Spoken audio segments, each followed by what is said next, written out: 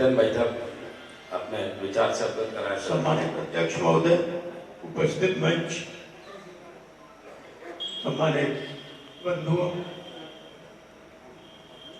ये प्रकरण पर सभी लोगों के विचार सुनने का अवसर मिला।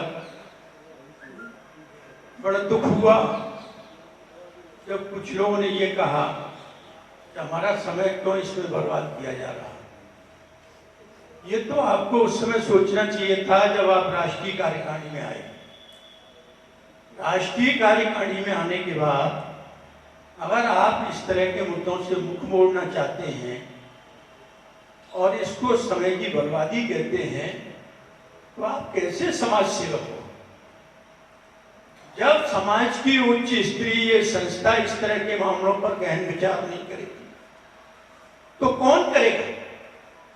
बात आ रही थी कि कोर्ट कचहरी में नहीं जाना चाहिए। बिल्कुल सही बात है, समाज के मामले समाज में ही सुलझाए जाने चाहिए, पर कोर्ट कचहरी में पहले गया कौन?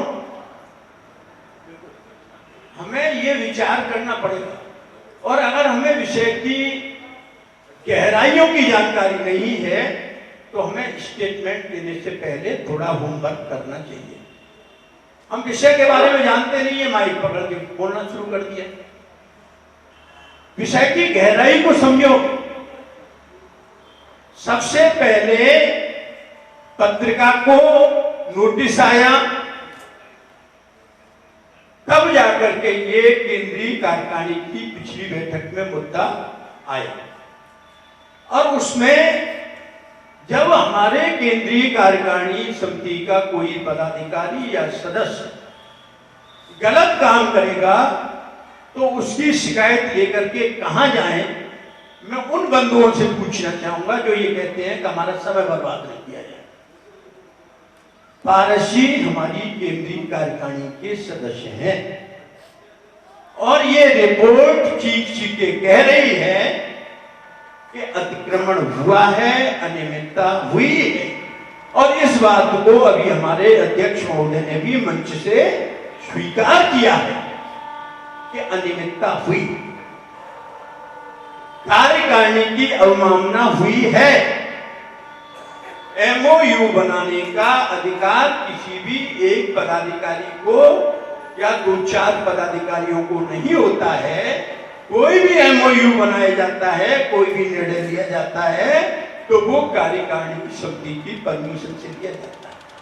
कुछ लोग कह रहे थे जयपुर में निपट लेते।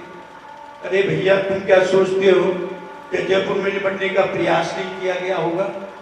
जब जयपुर में नहीं निपट पाया है तब तुम्हारी अदालत में यह मामला आया है और तुम कह रहे हो हमारा तो समय बर्बाद कर रहे हो। साहब, हमारा समय इन कामों के लिए थोड़ा ही है।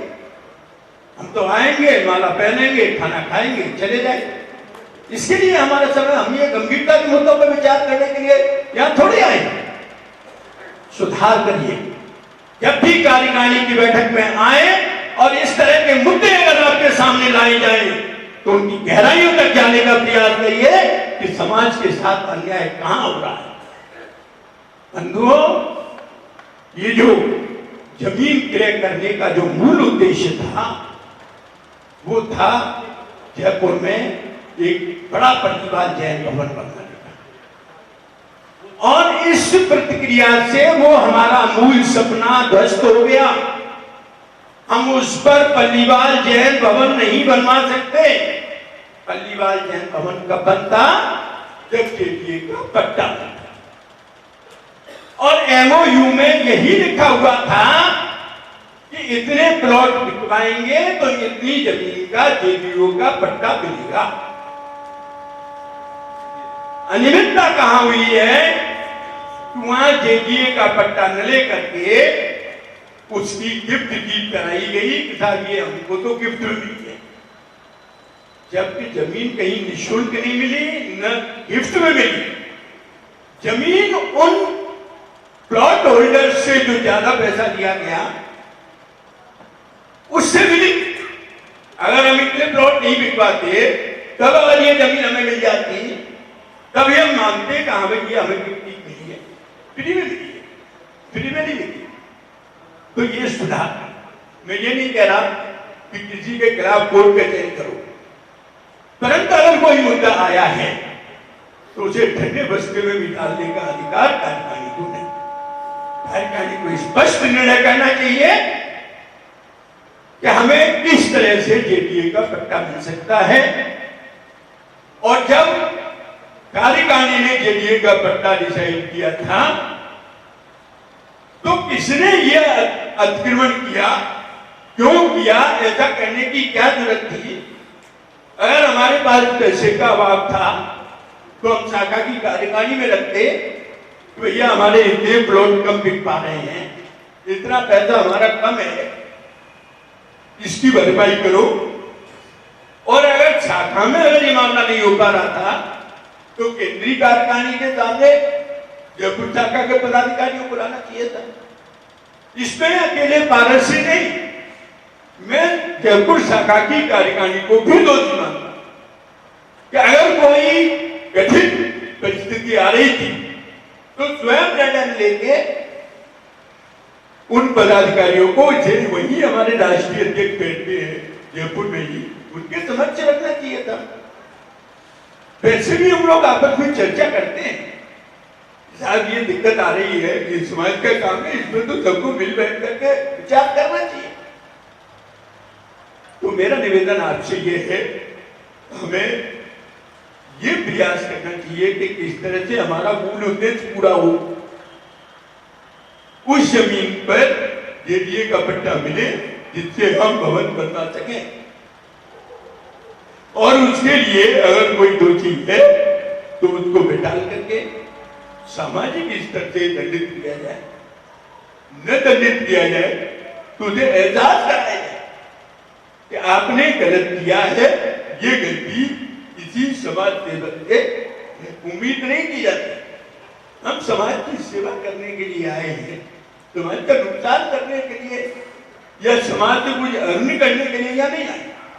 आप सब लोग भी यहाँ बैठे हैं, अपना काम धंधा छोड़ के बैठे हैं, अपना किराया भाड़ा खर्च करके आते हैं, और यहाँ आकर के अगर आप देखते हैं कि अरे एक व्यक्ति की वजह से समाज का इतना नुकसान हो रहा है और फिर हम कहते हैं हम तो इस पर विचार नहीं करेंगे, तो मेरी टाइमिंग उचित नहीं।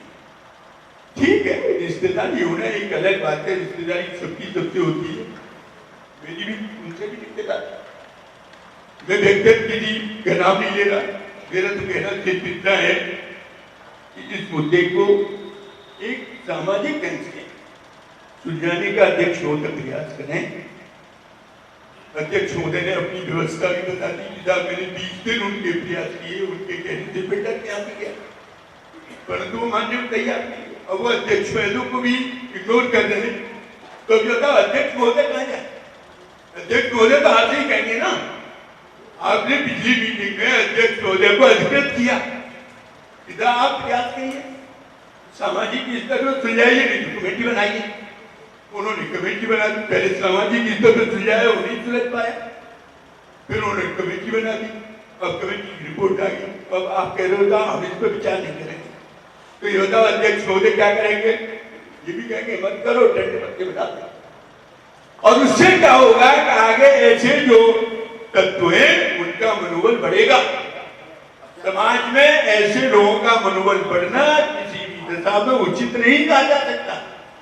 तो मेरा आपसे आग्रह यह है, कार्यकारिणी के सम्मानित सदस्यों से अपनी गरिमा को समझे।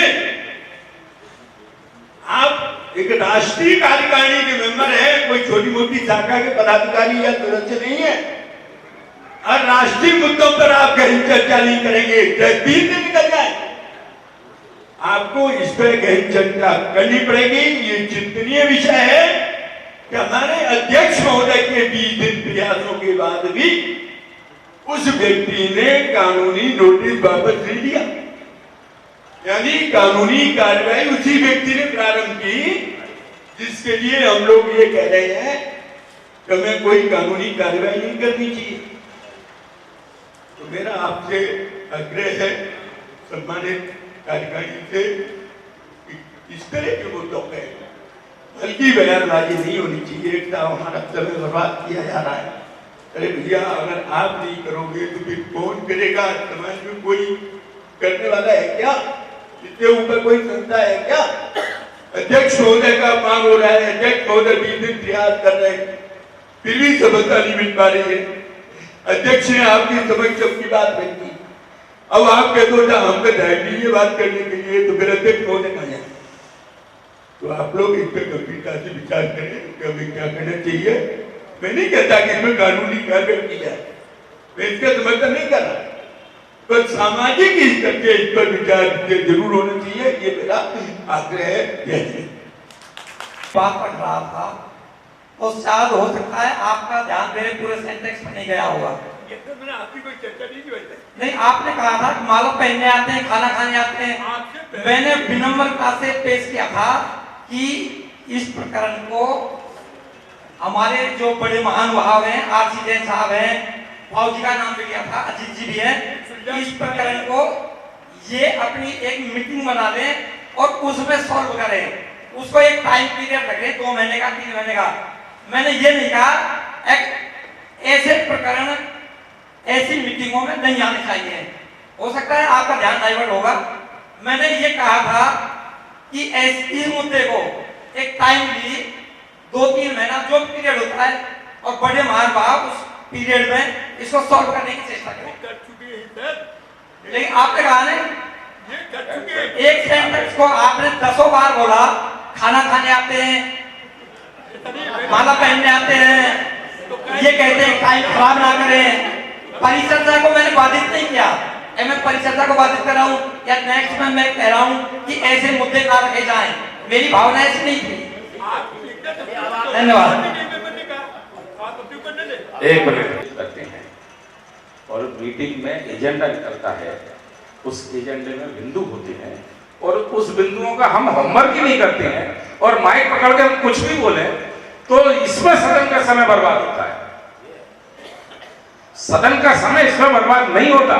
आप घर से होमवर्क करके आए, मैं 15 दिन 20 दिन 10 दिन पहले आपको एक नोट जानकारी देता हूं कि सदन में किन बिंदुओं पर विचार होगा। भाई साहब ने कम शब्दों में बहुत अच्छी बात कही है। हम सब कार्यकारिणी सदस्यों के लिए आगे भी एक संदेश दिया है कि आप किसी भी बिंदु को जो सदन में एक बार आ गया है, कार्यकारिणी ने उन बिंदुओं पर चर्चा करने के बाद जब माननीय अध्यक्ष महोदय की अनुमति से मैंने उन बिंदुओं को सदन में रखने के लिए एजेंडा बनाया, तो आपको यदि उस एजेंडे की जानकारी नहीं है किसी भी सदस्य को, आप कोई भी व्यक्तिगत टारगेट ना ले अपने ऊपर। जैसे भाई महावीर जी थोड़े से नाराज हो गए, आप व्यक्तिगत किसी बात पर ना लिया। मैंने कई वक्ताओं की बात सुनी, मैं भी कह सकता था कि इनको जानकारी नहीं है, पर मेरा कहना उचित नहीं था। भाई साहब ने अपने शब्दों में जो बातें कही है, मैं भाई साहब की हर बात से सहमत हूं। आप मुद्दे को पहले जानकारी दें, आपको नहीं है संज्ञान में, आप मुझसे पूछे क्योंकि मैंने आपको एजेंडा भेजा है कि भाई इस एजेंडे में आपने ये लाइन दी है, हमारी तो जानकारी में ये बात है नहीं है, हमें तो मालूम नहीं है। मेरे पास, मैंने अभी आपको नहीं बताया, मेरे पास लोगों के 1.5 घंटे फोन पर इस मुद्दे को लेकर चर्चा हुई है और मैंने अपनी बात, पारस जी की बात, अनिल जी की बात, दोनों पक्ष रखे। मैंने कोई निर्णय किसी को नहीं दिया। मेरे जानकारी में, मेरे संज्ञान में जितना मैटर है, मैंने पूरी जानकारी, पूरी संज्ञान की बात, क्योंकि सदन में सारे पदाधिकारियों से मेरी चर्चा होती रहती है, कहीं ना कहीं जो बात आती है स्पष्ट रूप से मैंने सब लोगों को समझाया। अब हम होमवर्क नहीं करेंगे और फिर समय जाएगा। और मैं भी किसी के बोलने के बाद बोला नहीं, क्योंकि भाई साहब ने बहुत अच्छी 3-4 संदेश दिए। यदि कोई मीटिंग में हम जब कार्यकारिणी के बिंदु रख रहे हैं और आपको वो बिंदु किसी भी सदस्य को ये बात समझ में नहीं आ रही है कि इससे समय का बर्बाद होगा, तो भैया पहले ही उस पर पिछली कार्यकारिणी में बात खत्म कर देते ना कि साहब अगली बार मीटिंग में मत लाना ये बिंदु, इसको जयपुर शाखा में या इसको महासभा में बिंदु को लाया ही नहीं जाए। जब हम बिंदु ला रहे हैं उसका होमवर्क सब लोग करें, सारे कार्यकारिणी सदस्य करें, शाखा अध्यक्ष मंत्री करें, वरिष्ठ आमंत्रित सदस्य करें और होमवर्क करने के बाद उस विषय पर बोलें, तो निश्चित रूप से सारगर्भित बात होगी, हम निर्णय पे पहुंच पाएंगे। दूसरी, भाई साहब ने एक बात और कही, माननीय हमारे अध्यक्ष महोदय ने भी कही, अशोक जी साहब ने भी कही, मतलब मैं कोई सफाई नहीं दे रहा है क्योंकि अभी थोड़ा सा माहौल ऐसा बना, इसलिए मुझे ये बात बोलनी पड़ रही है। दिया तो हमने उन्हें नोटिस दिया और जिसकी आज तक हम पर कोई भी प्रतिक्रिया पलट के नहीं आई है। मतलब नोटिस का जवाब हमने इंतजार करने के समय पूर्व होने के 2 दिन पहले दिया है। पहले हमारा प्रयास यही था कि नोटिस का जवाब हम नहीं दें और सामाजिक स्तर पर बात फ्री हो जाए, जैसा सब समाज के सदस्य चाहते हैं। 2 दिन पहले हमारी मजबूरी ये थी, यदि हम नोटिस का जवाब नोटिस से नहीं देते तो निश्चित रूप से कल कार्यकारिणी में पदाधिकारियों को दोषी ठहराया जाता कि जब आप पे नोटिस था तो आपकी क्या आंखें में चाहिए थी, आपने क्यों नहीं नोटिस का जवाब नोटिस से दिया। जब वो वापिस नहीं ले लिया तो आपको नोटिस का जवाब नोटिस से देना चाहिए। हमने उस मजबूरी में नोटिस का जवाब नोटिस से दिया है, पर उस जवाब को भी आज 4 महीने से अधिक हो गए, पलटकर हमारे पास कोई प्रत्युत्तर में उसका उत्तर नहीं आया। हमारे द्वारा माननीय अध्यक्ष महोदय द्वारा जो कमेटी गठित की गई, शीघ्र प्रयास करके उस कमेटी की रिपोर्ट मैंने आप तक रख दी। भाई साहब ने कहा, अशोक जी ने कहा, माननीय अध्यक्ष महोदय ने अपनी बात में कहा, अगर हम सदन में सामाजिक गंभीर मुद्दों पर चर्चा नहीं करेंगे, उन पर निर्णय नहीं करेंगे, तो फिर हम संगठित इतने दूर दूर से जब होके आते हैं तो फिर किस विषय पर बात करेंगे। और लोग अपनी बात अगर आप तक नहीं कहेंगे सारे कार्यकारिणी सदस्य से, ये अकेले जयपुर का मामला नहीं है, 114 प्लॉटों में जयपुर के अतिरिक्त बाहर के भी लोग हैं जिन्होंने प्लॉट लिया है। शायद आपके संज्ञान में पूरी बात नहीं है। जब बाहर के पल्लीवाल समाज के लोगों ने लिया है, जयपुर के समाज के लोगों ने लिया है, और महासभा का सारा, अभी अशोक जी ने बताया, यदि कोई भी जवाबदेही बनेगी तो महासभा की बनेगी। फिर जयपुर शाखा की बात रही कब?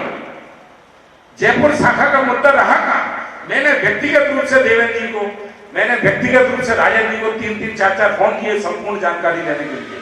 आज तक मेरा एक फोन रिसीव नहीं किया।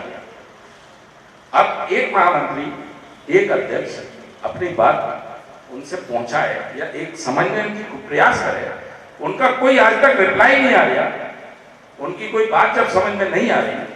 मैंने कई बार ऐसा प्रयास किया। एक बार देवेंद्र जी से बस इतनी सी बात जरूर हुई, उन्होंने मुझे रजिस्ट्री भेज दी। मैंने और डॉक्यूमेंट मांगे तो बोले मुझ पर सिर्फ रजिस्ट्री है और कुछ नहीं है। महासभा की सारी चीज उपयोग करने के बाद आप कुछ भी नहीं देना चाह रहे तो महासभा से अनुमति लेते, महासभा सदन से अनुमति लेता। बहुत सारे विषय, मतलब मैं इस पे बोलूंगा तो काफी लंबा समय लगेगा।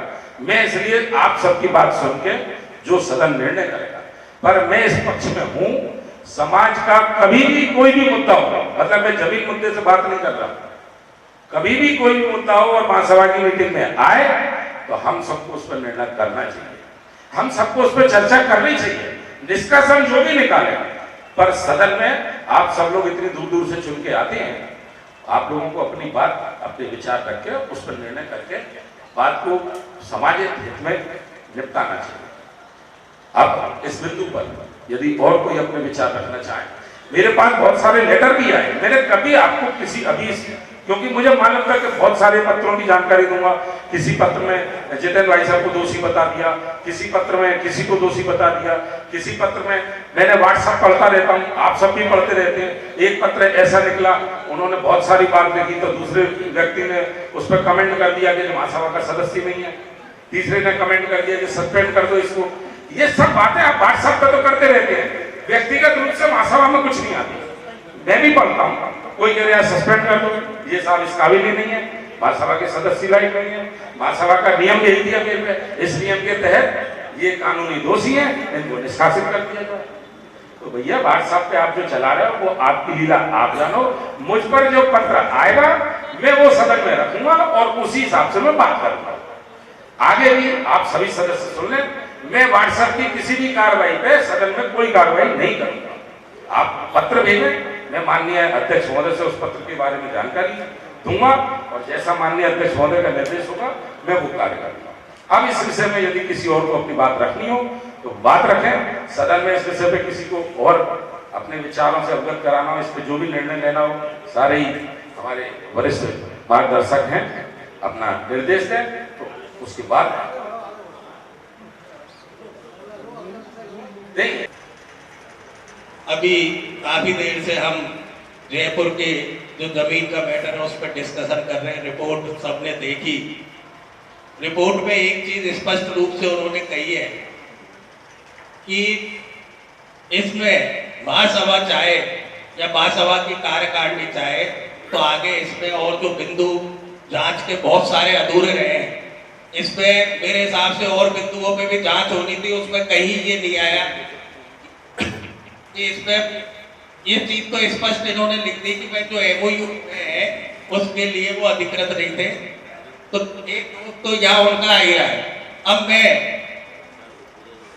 ये चाहता हूं कि ये जो हो गया, जो भी प्रकरण है चल रहा है, अब एक महासभा एक कार्यकारिणी का गठन करे जो इस पूरी जमीन की जो भी प्रकरण है, कैसे इसको जेडीए से अप्रूव कराया जाए, कैसे इसकी आगे की कार्रवाई हो, प्लस इसमें कौन कौन दोषी है, कौन कौन कार्यकारिणी सदस्य थे, क्या थे, पूरा इसका गहन विस्तृत जांच करें और इस जमीन को जेडीए से अप्रूव कराने की समाज को इसमें कितना नुकसान हुआ, नुकसान के लिए कौन कौन दोषी है, ये सारी जांच के लिए एक कमेटी आज एक कार्यकारिणी बैठी है, 3 सदस्यीय 5 सदस्यीय जो भी कमेटी बनाए, एक कार्यकारिणी उस कमेटी का गठन करे जिसमें इस प्रकरण में आगे की कार्रवाई हो। धन्यवाद।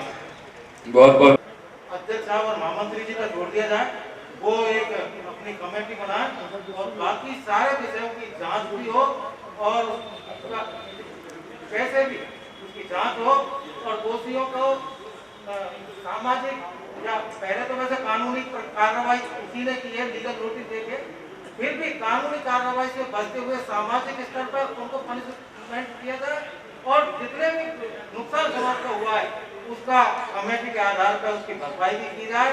और मेरा एक आग्रह और है, तब तक उन दोषियों को महासभा की सदस्यता से निलंबित किया जाए। भारत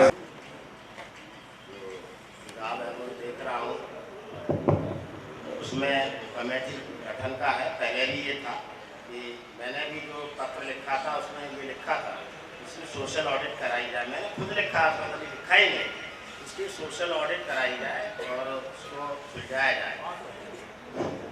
तो इसमें कमेटी का जो बात आ रही है मैं भी उससे सहमत हूँ, लेकिन सबसे बड़ी बात है वो अभी तक नहीं आ रही है। इसमें करीब हमारे माननीय अध्यक्ष जी भी कह चुके हैं, मैं भी जेडीए में जा चुका हूँ, 30-35 लाख रुपए का इसमें 1000 का जमीन जाएगी, चलो वो 4 नहीं 3 मिल जाएगी, लेकिन जो 35 लाख का खर्चा है उसका भी व्यवस्था करें, नहीं तो ये जमीन चली जाएगी इसी कमेटियों में। और इसमें मान लो यदि यहाँ अपनी केंद्रीय कार्यकारिणी जयपुर शाखा चंदा लेके इसके धन की भी व्यवस्था कराई जाए और अंतिम ये होना चाहिए कि वो पट्टा दिलवाए। चाहे पहले तो प्रेशर उन्हीं पे डाला जाए कि भाई आपने ये एमओयू किया था, उसके आधार पे आपको करना था, वो नहीं हुआ है और वो नहीं आ रहा है। लीगल नोटिस आप देना नहीं चाहते, लीगल देंगे तो कार्रवाई हो सकती है, लेकिन आप नहीं देना चाह रहे तो 35 लाख 30 लाख का जो खर्चा है वो केंद्रीय कार्यकारिणी जयपुर शाखा समाज से जहाँ से भी कलेक्शन करें और उसका जेडीए पट्टा लें। उससे ये हमारा जो सपना है वो पूर्ण होगा और वो होगा। ये निर्णय निश्चित इसमें इंक्लूड किया जाए, नहीं तो ये अधूरी बात फिर रह जाएगी, कमेटी पे कमेटी चलती जाएंगी।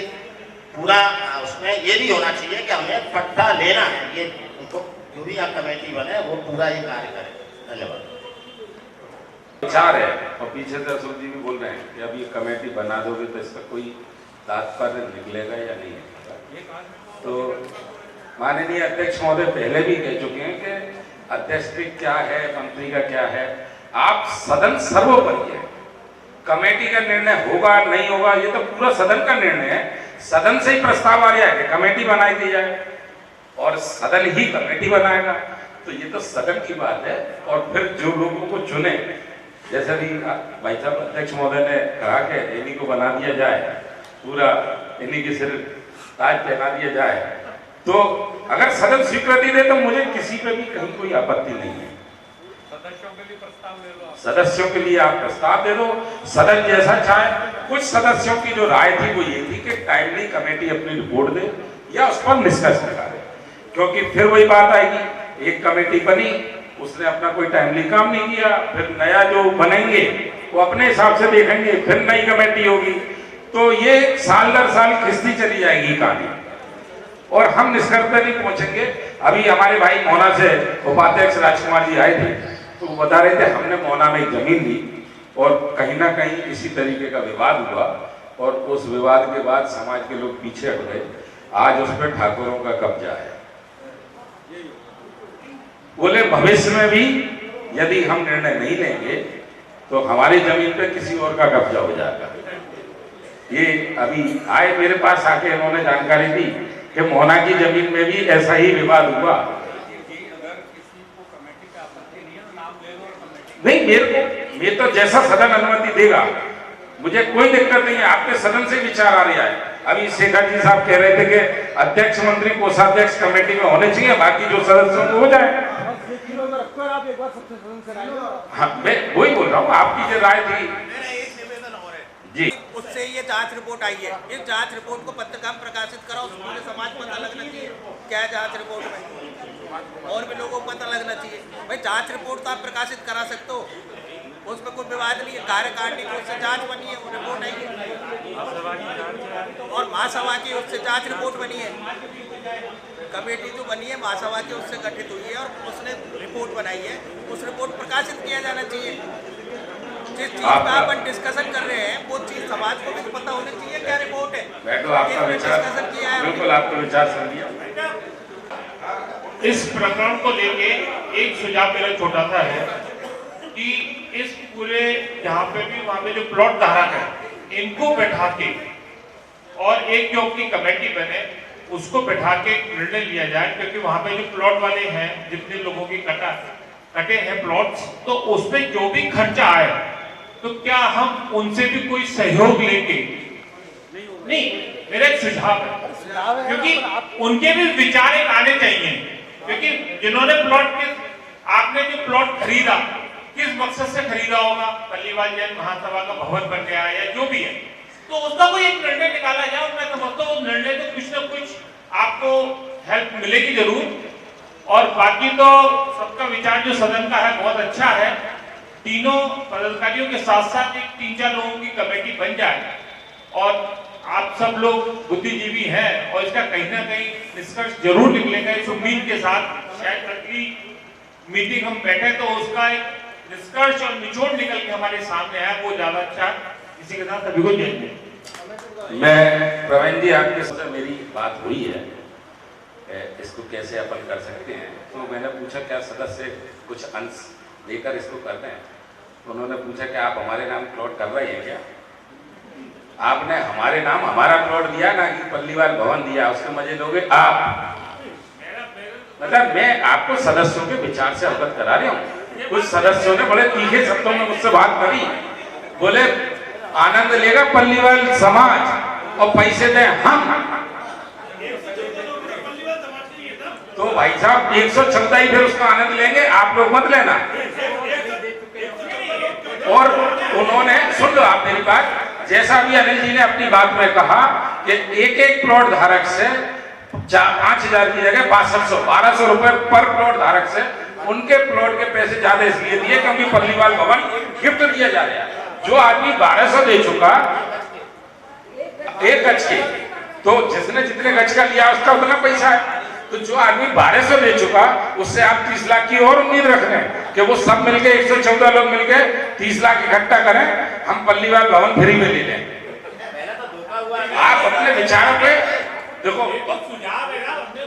नहीं मैंने आपके सुझाव पे लोगों के विचार बताए, मैंने अपनी कोई राय नहीं दी। आपके सुझाव पे मैं पहले बात कर चुका हूँ। कुछ सदस्यों से जिनसे मैंने बात करी थी उनका कहना यह है कि अब पूरे देश का या पूरे जयपुर समाज का पल्लीवाल समाज अगर जो भी निर्णय ले और भवन अपने नाम कराए, पट्टा कराए, हो सकता है उनमें से कुछ सदस्य देने में मना नहीं कर रहा भाई। ये एक तो सदस्य की विचार है, 114 प्लॉट है, हो सकता है 10 दें, 20 दें, 50 दें, अनुदान दे सकते हैं और बाकी समाज जयपुर की दे सकती है, देश की दे सकती है। पर 2-3 लोगों के जो विचार थे तो उन्होंने जो कहा मैंने आपको उससे अवगत कराया कि भैया पल्लीवाल भवन महासभा का है, आप देखो। खैर तो सब तरह के विचार है, जो भी विचार सदन ने सुन लिए कि जो दोषी है उनसे लिए जाए, तो बात सब तरह के हैं, पर निर्णय आपका, मेरा कोई निर्णय नहीं है, निर्णय सदन का। मेरे पे तो जो बातें आती है मैं आप तक पहुंचा देता हूं। मैंने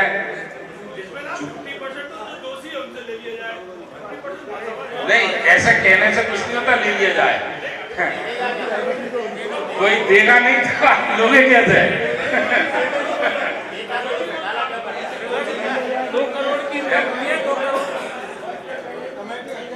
अब पूर्ण बहुमत से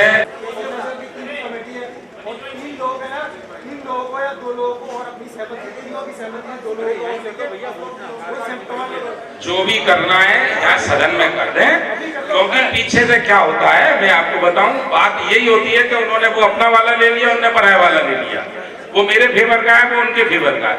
हमको अगली मीटिंग में ये कहने का चांस मिल जाए कि भैया जो सदन ने अनुमति दी वो सदस्य है। अभी अध्यक्ष महोदय से कहा ही गया था, तो उन्होंने कहा भैया कार्डी ने जो कहा मैंने वही किया। हाँ मनीष भाई आओ, बिल्कुल स्वागत।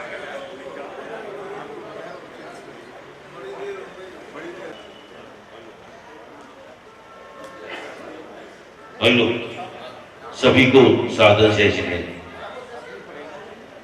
अभी जो मुद्दे चल रहे हैं, जो जमीन का मुद्दा है, 35 लाख रुपए वाली बात आ रही है, तो जब हमने बात तो बहुत सारी है लेकिन उनका कोई निचोड़ नहीं है, एंड केवल ये मैं कहना चाह रहा हूं, मेरा अपना सुझाव है। जैसे अभी प्रवीण भाई ने कहा कि 114 लोगों से पैसा ले लिया जाए और उनसे जोड़ दिया जाए। आपने कहा कि 6200 पहले से एक्स्ट्रा दे चुके हैं वो, तो जब 6200 रुपए 1200 एक्स्ट्रा पहले उन्होंने दिए तो क्यों दिए? पल्लीवाल समाज के लिए दिए, पल्लीवाल समाज के भवन बनाने के लिए दिए। ये उनको जानकारी निश्चित रूप से होगी कि हमने 1200 रुपए एक्स्ट्रा इसलिए दे रहे हैं कि अपने समाज का भवन बनेगा।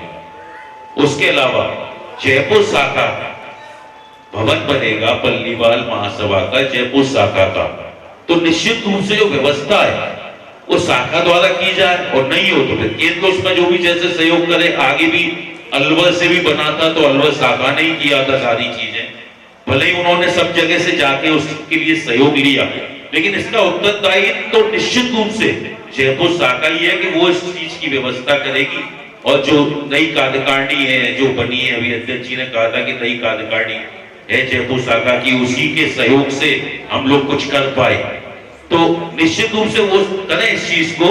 इसके अलावा मेरा अपना ये भी सुझाव है कि हम विवाद तो जिसने जो किया निश्चित रूप से गलत किया, समाज हित में ऐसा नहीं करना चाहिए, लेकिन 35 लाख खर्च हो या 30 लाख खर्च हो या 40 लाख खर्च हो, अपनी जो जगह है पहले तो जगह को अपन अपनी महासभा में ले, जिससे कि वो जगह ऐसा ना हो कि हमारे आपसी विवाद में वो जगह चली जाए।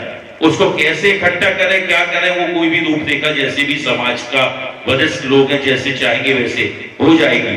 तो सबसे पहले उसको ले, निश्चित रूप से सामने जिसने ये जो भी गलती की है उसके लिए ये अपने आप में एक तमाचा होगा कि मेरे अलावा अपनी महासभा में इतनी ताकत है कि उन्होंने अपने दम से उस जगह को अपनी महासभा में ले लिया।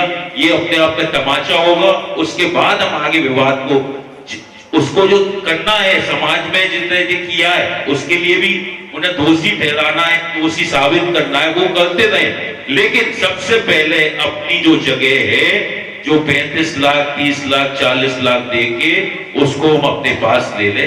मेरा अपना ये सुझाव है। बहुत बहुत धन्यवाद चाह रहा हूं।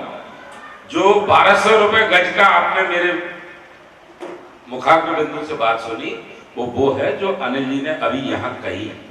प्लॉट धारकों को नहीं मालूम कि उनने 1200 रुपए ज्यादा दिया। मैं सुधार का इसलिए कर रहा हूं कि कल को जो विचार कहीं गलत न बदल जाए। किसी की जानकारी में नहीं है कि 1200 ज्यादा दिए। अनिल जी ने ऐसा विचार रखा था कि जिस समय 6200 में प्लॉट दिए गए उस समय वहां रेट 5000 थे, 5000 में जमीन मिल रही थी, ये इन्होंने कही। और इनका कैलकुलेशन ये है कि 1200 रुपए के हिसाब से हमको वहां पर वो प्लॉट बिल्डर ने दिया। अभी किसी प्लॉट धारक को ये नहीं मालूम, विमल चंद जी साहब बैठे हुए हैं, इन्होंने भी 2 प्लॉट लिए हैं। अभी किसी प्लॉट धारक को आप जो सुन रहे होंगे तो थोड़ा दिमाग पे जोर लग रहा होगा। किसी प्लॉट धारक को ये नहीं मालूम कि मुझसे ही पैसे लेके भवन बनाया जा रहा है, उसको तो ये मालूम है मेरी जमीन की कीमत इतनी। हाँ ऐसे ही बनती है, अच्छी बात है। अब तो खैर बहुत सब बात हो गई है, बहुत सब जगह जानकारी आ गई है। अपन निष्कर्ष पर पहुंचे क्या, जैसा 2-3 लोगों का सुझाव था कि अध्यक्ष मंत्री कोषाध्यक्ष के अलावा 2-3 लोग और लिए जाएं, तो किस नाम आप डिसाइड करो, कमेटी हम तय करें और फाइनली वो बात तय की जाए, जिससे हम दूसरे बिंदु पर चर्चा कर सकें।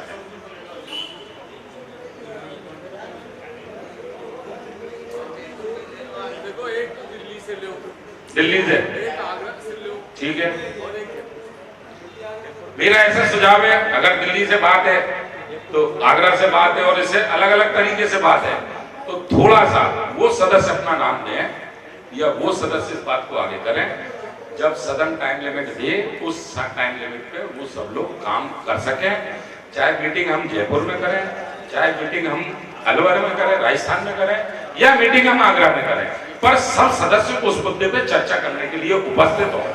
ऐसा नहीं हो कि कमेटी बनी और कमेटी बनने के बाद जब मुद्दे चलते हैं तो लोग उपस्थित नहीं होते, तो हम निर्णय नहीं ले पाते और बाद में फोन पे कह देते हैं आपने जो निर्णय ले लिया हमें स्वीकार है भाई, मान लो भाई हम आपके साथ हैं। ऐसा नहीं होता।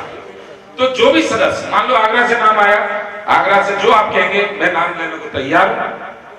कमेटी के अंदर अध्यक्ष महामंत्री जी और अर्थमंत्री जी जो हम अलवर से हैं, आगरा से हमारे जितेंद्र जी, बहुत बढ़िया, अशोक जी, और एक जमीनों के मामले में तो जानकार है हमारे जयपुर के ओम प्रकाश बच्चन साहब, उनकी भी सहमति लेके। देखो, एक बात, ओम प्रकाश पार्टी है, उसको इसमें नहीं रखा, और किसी का नाम अशोक जी को एमपी से आगरा अलवर भी हो जाएगा, जयपुर भी हो जाएगा। वो अध्यक्ष मंत्री कोषाध्यक्ष तो है, उसके अलावा नाम दो।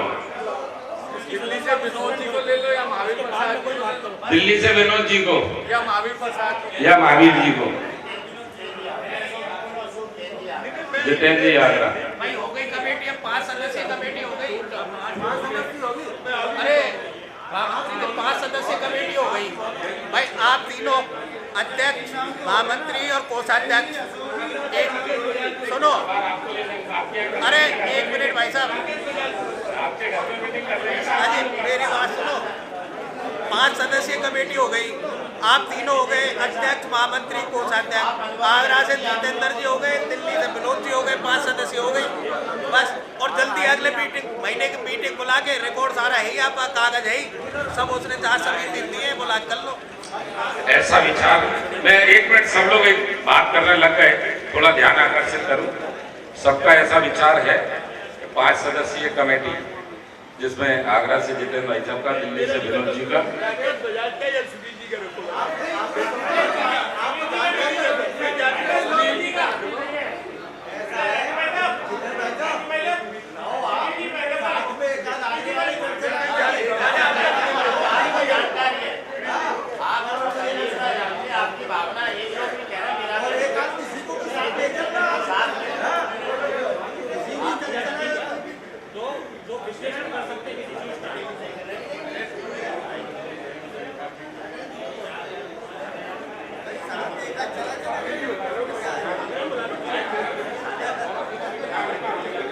के नाम पर जितेंद्र भाई साहब को मैं आगरा के साथियों से कहूंगा, आपकी भावना है तो आप उन्हें तैयार करें, उनकी स्वीकृति नहीं मिल रही, वो सुनील जी का नाम दे रहे हैं।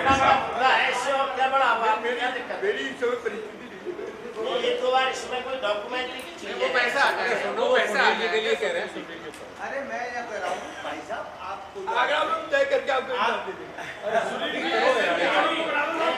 किसी को साथ से चला करेंगे तो कोई दिक्कत अरे नहीं भाई है। साहब, एक मीटिंग में ये सब डॉक्यूमेंट, अरे भाई साहब, सबका आग्रह है और जितेंद्र भाई साहब मेरा ख्याल सबका आग्रह मानेंगे, आगरा के सभी लोगों का।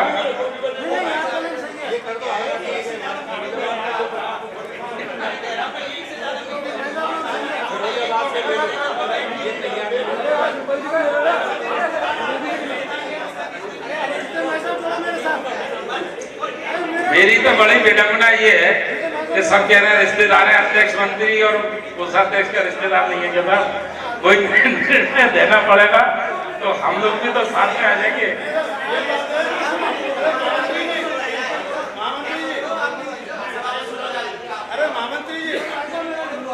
जितेंद्र भाई साहब का भाई साहब फिरोजाबाद से विमल भाई साहब भी कह रहे हैं कि जितेंद्र भाई साहब के अलावा कोई नहीं आ रहा। चलो बोलो महावीर भगवान की।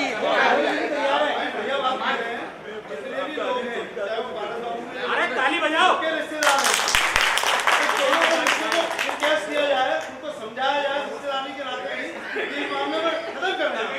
बहुत अच्छा सुझाव है।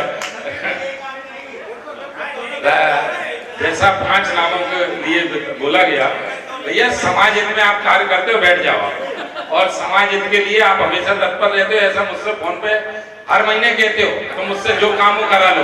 अब काम की बारी आई तो सदन में हाथ जोड़ रहे हो, कौन जाएगा काम करने फिर? जितेंद्र जी भाई साहब, दिल्ली से विनोद जी साहब और अध्यक्ष मंत्री कोषाध्यक्ष संजय जी, आप 5 का नाम लिख लें।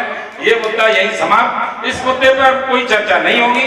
ये 5 सदस्यीय टीम जो निर्णय करेगी, चाहे 30 लाख महासभा को इकट्ठे करके देना पड़े, चाहे जमीन फ्री करानी पड़े, चाहे मुख्यमंत्री लेवल से अध्यक्ष महोदय मेहनत करें, उस जमीन को समाज हित में समाज के लिए दिया जाएगा।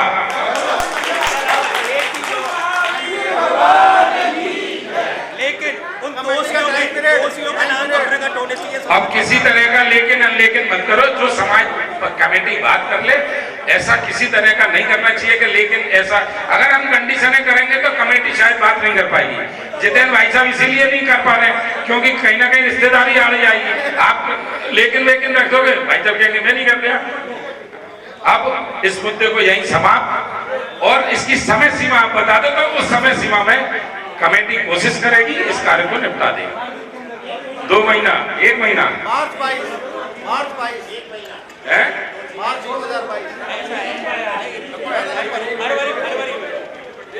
ज्यादातर 2 महीने का समय सभी लोग कह रहे हैं, और 2 महीने में एक और निवेदन कर दूं, ये 2 महीने भी जब हैं, यदि शासनिक कोई कार्रवाई बाहर से हम लोग आने जाने में प्रॉब्लम नहीं हुई, हमें मतलब कल ऐसा ना हो कि आप बोलो आपने 2 महीने का समय दिया, अब इंदौर वाला इंदौर से नहीं आ पाए, आगरा वाला आगरा से नहीं जा पाए।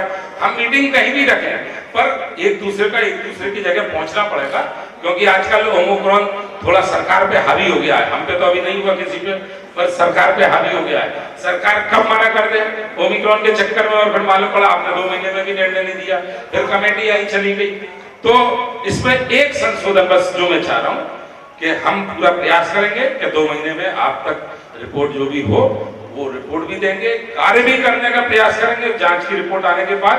और आगे भाई साहब जैसी रिपोर्ट बन जाएगी, माननीय मुख्यमंत्री या उस जमीन से संबंधित जो भी मंत्री है उनसे प्रयास करके अपन अपने महासभा की जमीन पट्टे करा के और महासभा के भवन के लिए तैयार किया जाए।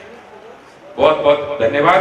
इस विषय में थोड़ा समय जरूर लगा, लेकिन हम उन सदस्यों की भी मानसिकता को सही करें कि समय जरूर लगा लेकिन कहीं निष्कर्ष पे हम पहुंचे। बहुत बहुत धन्यवाद आप सभी का। अब बिंदु नंबर 2, महासभा के आगामी सत्र हेतु कार्यकारिणी के निर्वाचन संबंधी चर्चा। पूर्व में जैसा मैंने अभी मिनट्स में पढ़ा था, 15 मार्च को हमारे 3 वर्ष पूरे हो गए थे, और उस समय मैंने जो मीटिंग रखी, जुलाई को, सॉरी मैं क्षमा चाहता हूँ, 15 जुलाई को हमारे 3 वर्ष पूरे हो गए थे, और 18 जुलाई को हमने कार्यकारिणी की एक वर्चुअल मीटिंग रखी। उस समय फिजिकल मीटिंग संभव नहीं थी। बहुत सारे सदस्यों का ऐसा आग्रह था कि फिजिकल मीटिंग में ये सब निर्णय लिया जाए। आज हमें काफी समय बाद फिजिकल मीटिंग करने का निर्णय मिला। अब इस बिंदु पर पुनः चर्चा की जाए कि आगामी सत्र हेतु जो कार्यकारिणी के निर्वाचन संबंधी बात है, उनमें 5-6 बात मूल रूप से होती हैं। मैंने पिछली बार भी शाखाओं से अपने यहाँ चुनाव कराने के लिए बात कही, पर पिछली बार भी किसी शाखा का मुझ पे किसी तरीके से चुनाव करने का पत्र नहीं आया। बंबई शाखा से इस बार अभी 6 दिन पहले मेरे पास आग्रह आ चुका है, पर कल मेरे पास फिर फोन आया कि बंबई में सख्ती हो गई है। तो यदि सख्ती नहीं हुई तो हम बात करेंगे। अभी उन्हें बात करने की बिल्कुल मना कर दी कि आप बंबई शाखा की अब बिल्कुल बात मत करना।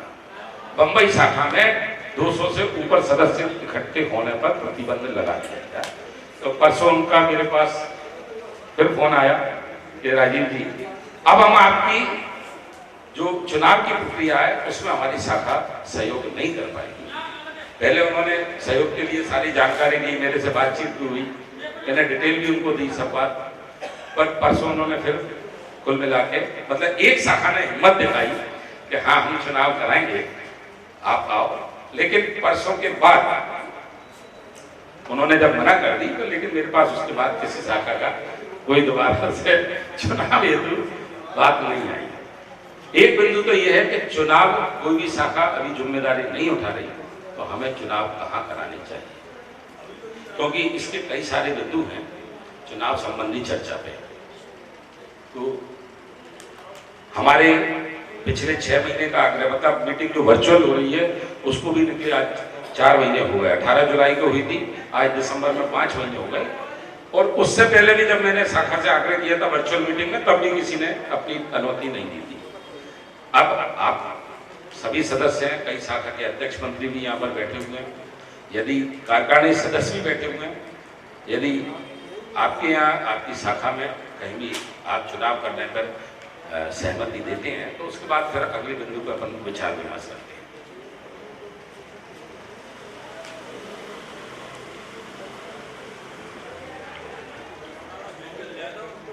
देखो, महासभा के चुनाव तो होने चाहिए समय से, ये तो पक्की बात है कि चाहे शाखा मने करे या शाखा अपनी रुचि प्रकट करे या नहीं करे, लेकिन समय पे महासभा के चुनाव होने चाहिए।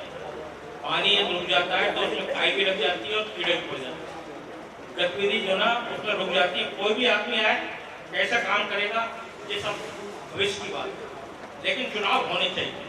ये माना कि शाखा कोई भी अब तक जो ट्रेंड रहा है, मेरे समय में भी शाखा ने और शाखाओं ने नहीं कहा, हमने बहुत शाखाओं को चिट्ठी लिखी, उनको टेलीफोन पे भी बात करें, लेकिन शाखाओं ने अपनी रुचि नहीं दिखाई। पिछली बार भी ऐसा ही हुआ, तो महासभा ने अपने लेवल पे चुनाव कराया और उसके अंदर सबसे ज्यादा जगह स्थान के बारे में चयन भी महासभा ने किए। मेरा एक सुझाव है कि जो भी जगह का चयन किया जाए वो ऐसी जगह होनी चाहिए जहाँ पर कि पल्लीवाल जैन समाज की रहवासी ज़्यादा से ज़्यादा हो। ऐसे स्थान पर और चुनाव नहीं करवाए जाने चाहिए जहाँ पर समाज के घर नहीं हो। उसके अंदर सबसे ज़्यादा उपयुक्त जगह जो हैं वो जयपुर, अलवर, आगरा, मुरैना ऐसे स्थान हैं जहाँ पर कि पल्लीवाल जैन समाज की रहवासी काफी अच्छी तादाद के अंदर है। मैं तो आप सब लोगों से ये निवेदन करना चाहता हूँ कि इसके लिए महामंत्री को हस्तक्षेप कर देना चाहिए कि महामंत्री निर्णय करे कि चुनाव कौन सी जगह पर कराए जाने चाहिए और कब कराए जाने चाहिए, लेकिन चुनाव निश्चित रूप से समय पर होने चाहिए। धन्यवाद। बहुत बहुत धन्यवाद अशोक जी। एक मिनट भाई साहब, मैं अशोक जी की इस बात से सहमत हूँ कि चुनाव होने चाहिए, रुका हुआ पानी सड़ जाता है। इसीलिए हमने 18 जुलाई को वर्चुअल मीटिंग करके सदन में समय से 3 वर्ष पूरे होते ही ये बात भले ही वर्चुअल मीटिंग से रखी लेकिन सदन में रख दी गई। और ये निर्णय भी सदन का ही था कि अभी चुनाव होने की स्थिति नहीं है, लिहाजा 6 महीने बढ़ाया जाए। तो सदन या महासभा तो अग्रसर है अपने कार्य के लिए, और इस बार भी जो मूल रूप से मीटिंग रखी है तो यही है कि साहब मीटिंग अगली चुनाव होना चाहिए। हम भी इसी फेवर में कि पानी बहता रहना चाहिए, रुकना नहीं चाहिए। मैं इसमें एक कहना चाहता हूँ कि टेंटेटिवली अपन तय कर देंगे मार्च भाई जब माइक चालू है।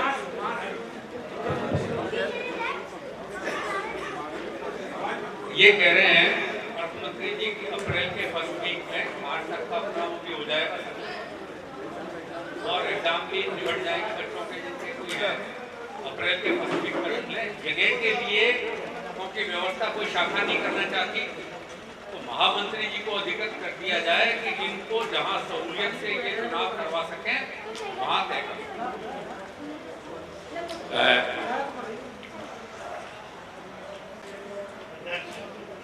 मेरा आपसे प्रार्थना है, जो सिचुएशन इस वक्त इंडिया की चल रही है और और उत्तरी भारत की चल रही है।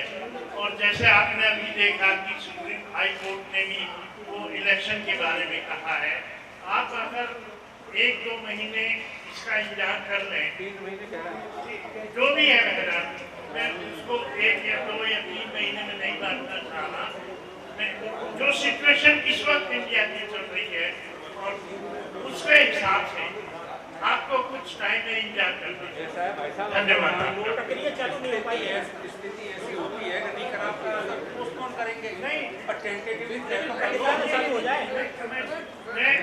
मैं कमेटी की भी बात कर रहा हूँ और छात्रों की बात कर रहा हूँ, दोनों की बात कर रहा हूँ, क्योंकि आप डेली देखो ये हालत इतनी हो गई है कि आज 500 करोड़ और मुझे ऐसा लग रहा है अभी 1-2 दिन में ये सब गड़बड़ हो जाएगा। आगे आपकी मर्जी। हम अप्रैल के सेकंड सैटरडे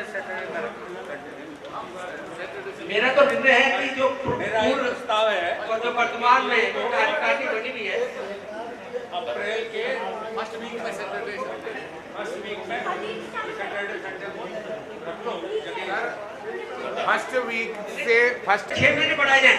अभी वर्तमान के अंदर जो कार्यकारिणी ने 2 साल तो ऐसे ही बना दिए कोरोना के चक्कर में।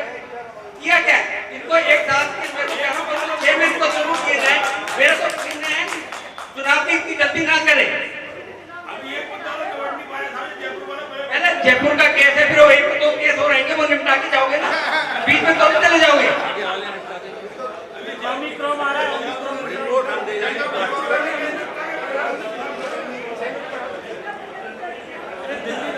अध्यक्ष महोदय, उपस्थित मंच,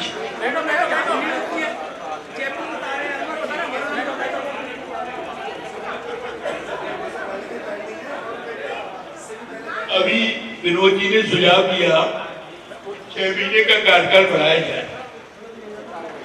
कार्यकाल तो बढ़ा दिया जाए, इसमें कोई बुराई नहीं है। संवैधानिक दृष्टि से भी कार्यकाल हमको बढ़ाना पड़ेगा, क्योंकि कार्यकाल 6 महीने जो हमने बढ़ाया था वो भी जनवरी में शायद पूरा हो जाएगा, तो 6 महीने तो बढ़ाया जाए। परंतु संदेश समाज में ऐसा नहीं जाना चाहिए कि कार्यकारिणी बार बार एक्सटेंड कर रही है, चुनाव नहीं कराना चाहती। इसलिए डेट जरूर निश्चित की जाए। डेट निश्चित करने से लाभ ये होगा कि हमारी जो पहले की तैयारियां हैं, जो संवैधानिक तैयारियां होती हैं, वोटर लिस्ट का तैयार करना, हिसाब किताब तैयार करना, ये सारी तैयारियां हमारी हो जाएगी। और अगर ओमिक्रॉन ज्यादा परेशान करता है तो आप उसको स्थिर कर दीजिए, वो पावर होगी, उसमें कोई दिक्कत नहीं है। परंतु केवल 6 महीने का कार्यकाल बढ़ा दिया और चुनाव की प्रक्रिया आपने प्रारंभ नहीं की, तो समाज में इस कमेटी के प्रति एक संदेश जाएगा कि ये चुनाव नहीं कराना चाहते। अगर आपको ये लगता है कि भाई 2 साल इनके कोरोना की वजह से बेकार निकल गए, तो 6 महीने क्या अगले 3 साल फिर और दे देना चुनाव में। चुनाव में अगले 3 साल और दे देना, कौन रोक रहा है? परंतु जो संवैधानिक क्रिया है वो जरूर पूरी होनी चाहिए। और अप्रैल की डेट देने अपनी, उससे क्या होगा कि अगर ओमिक्रॉन के बाद में बढ़ाना भी पड़ा तो फिर आपकी जो क्रियाएं तो पूरी होंगी, आपको केवल जो डेट देनी पड़ेगी उस डेट में इलेक्शन हो जाएगा।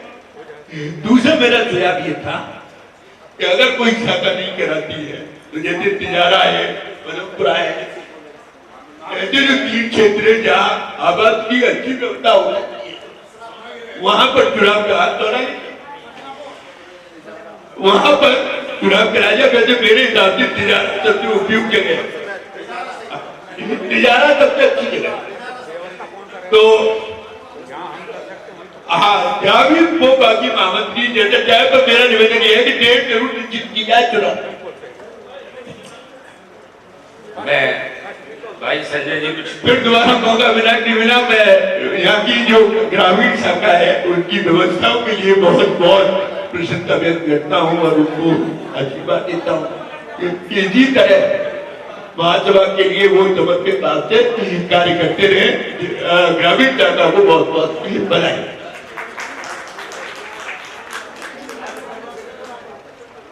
सम्मानित मंच,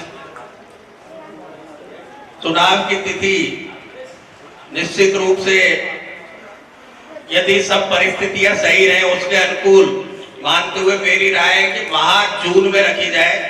अपने विधान में एक प्रावधान है कि 30 अप्रैल तक जो सदस्य बनते हैं वो वोटर लिस्ट वो इस मतदाता सूची के पार्ट होते हैं। यदि अपन अप्रैल की डेट रखेंगे तो अप्रैल तक के जो सदस्य बनेंगे वो उसके पार्ट नहीं हो पाएंगे मतदाता सूची के। इसमें आप डेट डिसाइड कर देंगे, यहाँ तक के सदस्य हो जाएंगे।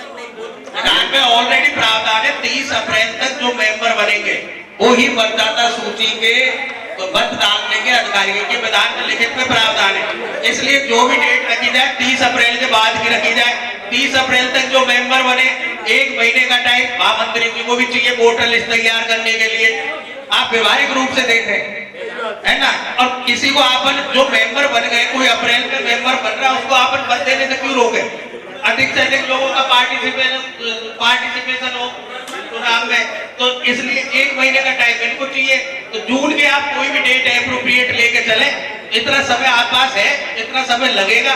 और इसी बीच आप जो भी जगह आपकी एक कार्यकारिणी की बैठक और हो जाएगी वो इसी मुद्दे पर अगले जगह काम करनी है। हाँ, महामंत्री कर दो जगह, ये तय कर लेंगे। तो जून की एक एप्रोप्रिएट डेट जो भी सदन चाहे वो रख ले। धन्यवाद।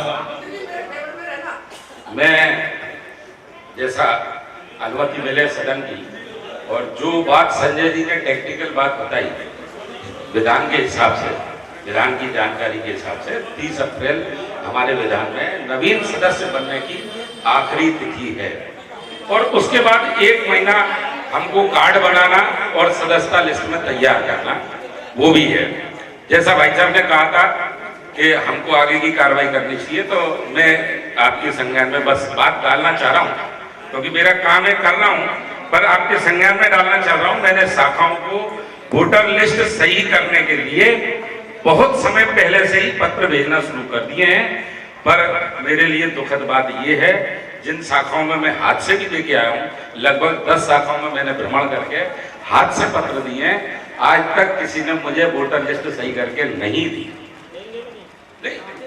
मेरा प्रयास मैं कर रहा हूँ, मैं तो सदन के संज्ञान में बात डाल रहा हूँ। मैंने कार्य करना शुरू कर दिया, मैं करूंगा। मतलब मैं जो निर्देश सदन करेगा मैं सदन की बात को सराखों में रख के करूंगा। तो 30 अप्रैल तो वो डेट, उसके बाद 1 महीना कार्य करने के लिए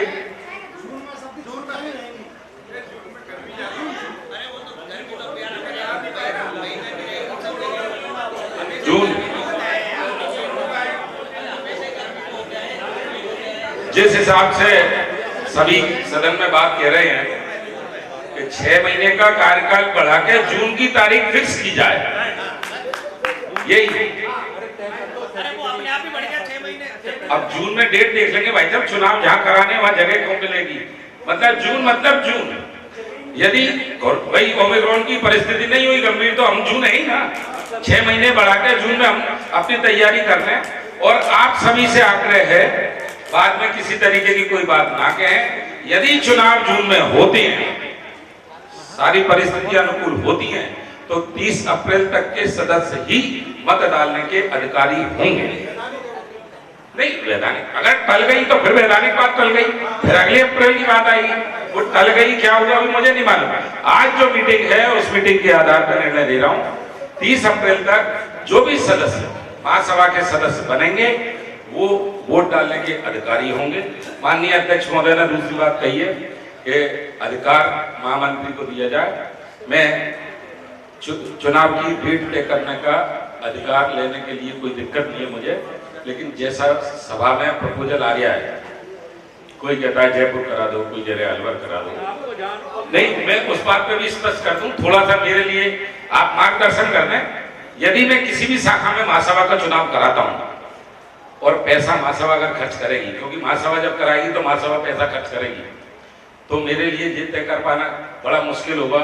आज मैं अगर अलवर तय कर दूंगा तो जयपुर वाले कहेंगे हम ही कर लेंगे, आगरे वाले कहेंगे हम ही कर लेंगे। जब पैसा ही तुम दे रहे हो तो हमें करने में क्या दिक्कत है? तो मैं किसी भी स्थान पर चुनाव नहीं कराऊंगा। जो धार्मिक स्थानों का विचार है उन पर मैं विचार करूंगा। और इस बीच यदि कोई भी शाखा चुनाव का प्रस्ताव देती है तो सबसे पहले वो प्रस्ताव सहज रूप से तैयार है, मेरे को स्वीकार है। यदि कोई भी शाखा देती है और नहीं देती तो मैं मेरी कार्रवाई करके जहां मुझे धार्मिक स्थान उचित दिखेंगे वहां पर चुनाव तय कराऊंगा।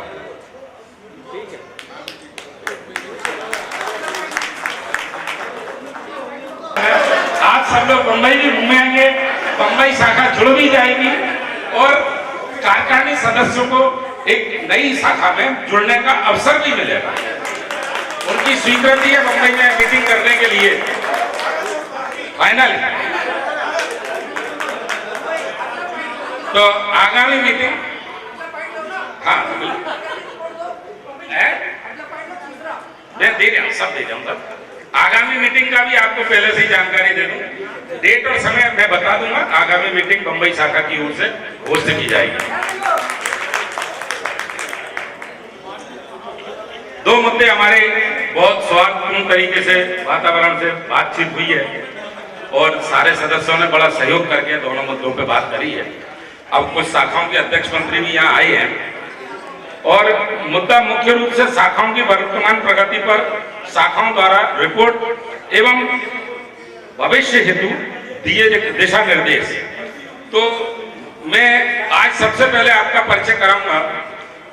सवाई माधोपुर शाखा अध्यक्ष और मंत्री आप दोनों यहाँ आए और अभी आपने 2 महीने पहले ही अपना पदभार ग्रहण किया है और आपकी भविष्य में शाखा के प्रति क्या योजनाएं हैं वो सदन को अवगत कराएं। कोई भी जो रिद्धि चंद जी साहब या राजकुमार जी साहब जो भी अपने बाकी आए तो दोनों जने जिससे सदन देख तो लेके कौन है।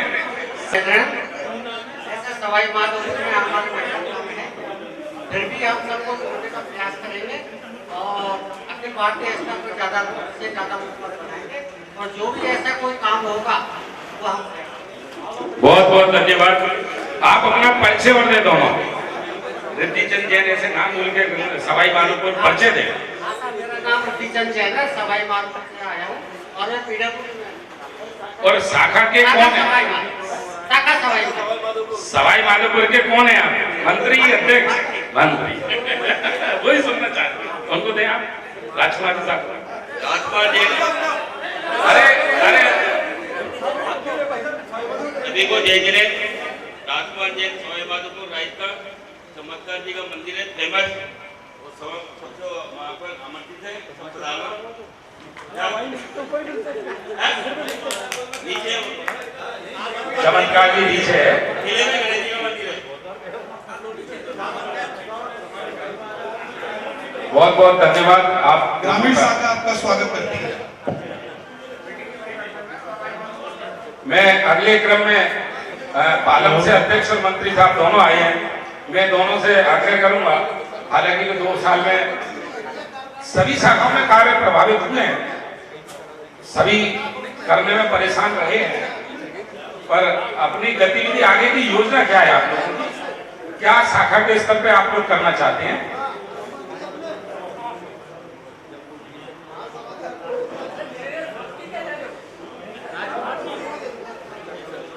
मंत्री महोदय एवं सभी उपस्थित सम्मान्य सदस्य, देखो ये कहने में कोई शक नहीं है 2 साल में जो हमारी एक्टिविटी हुई थी,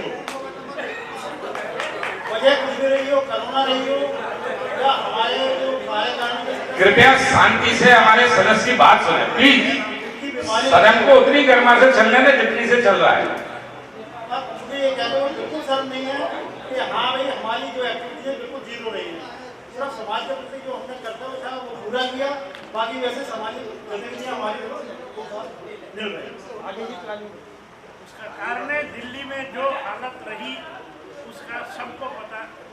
दिल्ली में जो हालत रही पुराने पिछले 2 साल तक वो सारे भारत को पता है और अगले कुछ दिनों में क्या होने जा रहा है इसके बारे में भी आप सबको पता है कि कुछ भी हो सकता है वहाँ पर।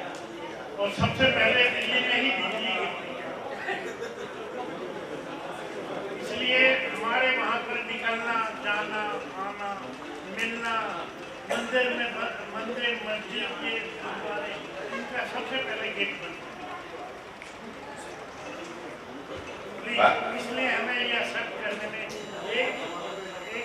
एक परसेंट भी हमें दुख नहीं है कि हम जीवन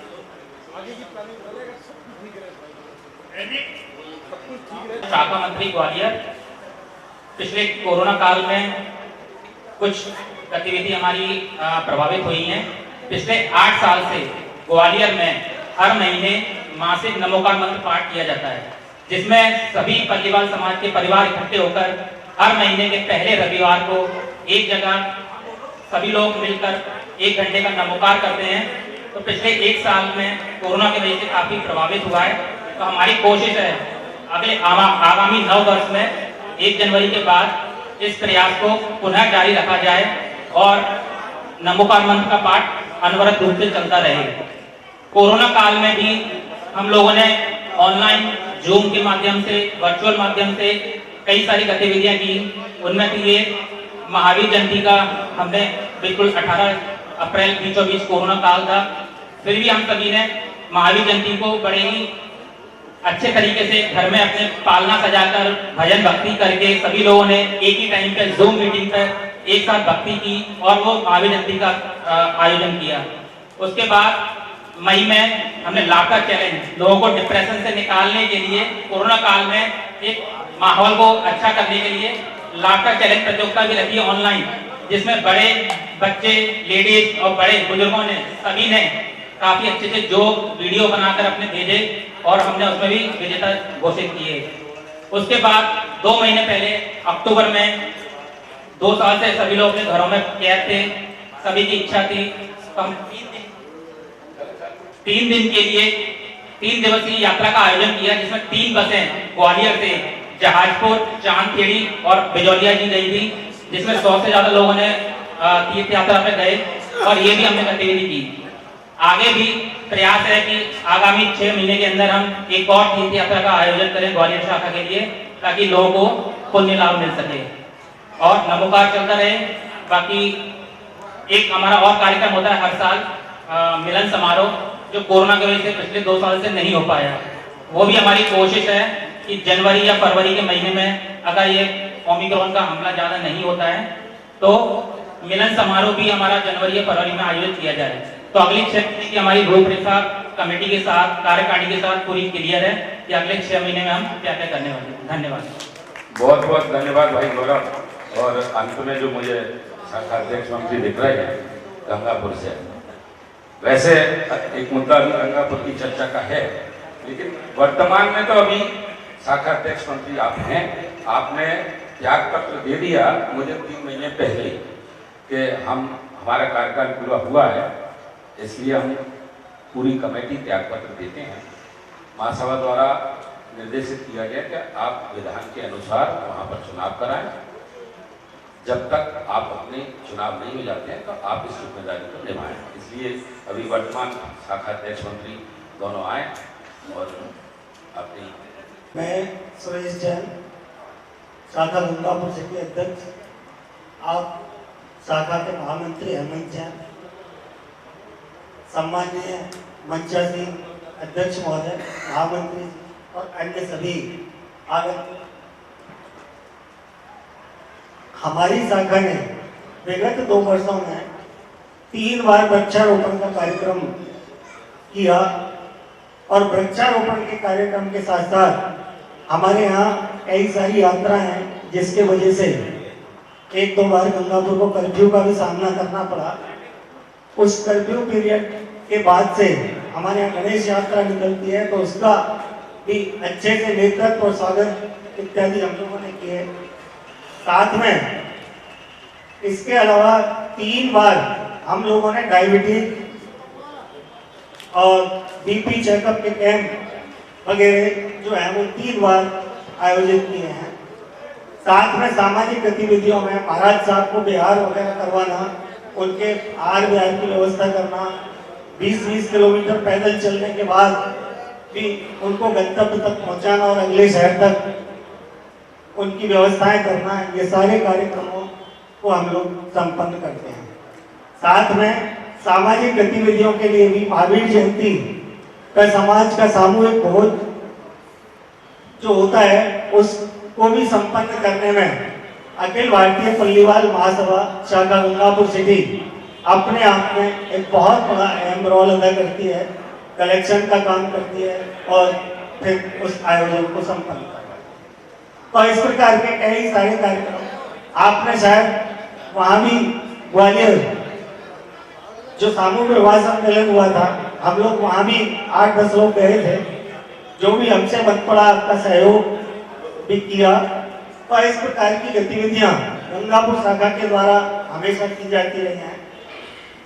ये भी मैं आपको बताऊं कि हमारा 3 जुलाई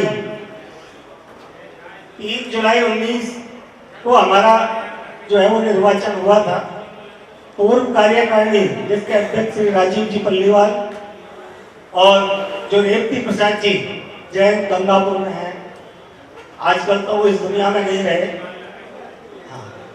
वो मंत्री थे, उनकी कार्यकारिणी के द्वारा हमारा निर्वाचन किया और नई कार्यकारिणी में पूरा 2 वर्ष होने के बाद 7 जुलाई को महामंत्री महोदय को हम लोगों ने अपना रिजाइन ड्यू टाइम से भिजवा दिया था।